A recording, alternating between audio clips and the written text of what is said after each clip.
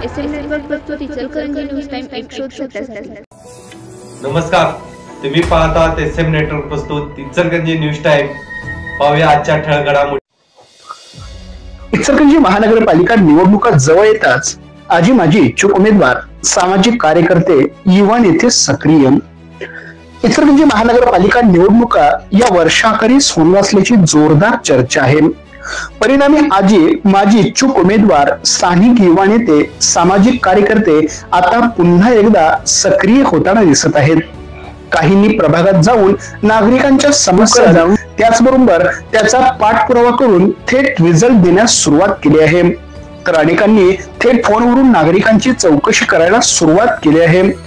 खर्चाने रस्ता दुरुस्त करून देणे, नळ दुरुस्त करून देणे, काही मदत लागत असेल तर करणे असे समाज उपयोगी कार्य करत आहेत। या सर्व इचलकरंजी परिसरात घडामोडीमुळे राजकीय हालचालींना वेग आला असून सामान्य नागरिकही हे लक्षात घेत आहेत। एरवी आमची विचारपूस सुद्धा न करणारे नेते आता फोनवरून तब्येतीची विचारपूस करत आहेत, म्हणजे निवडणूक लागल्याचं दिसत आहेत।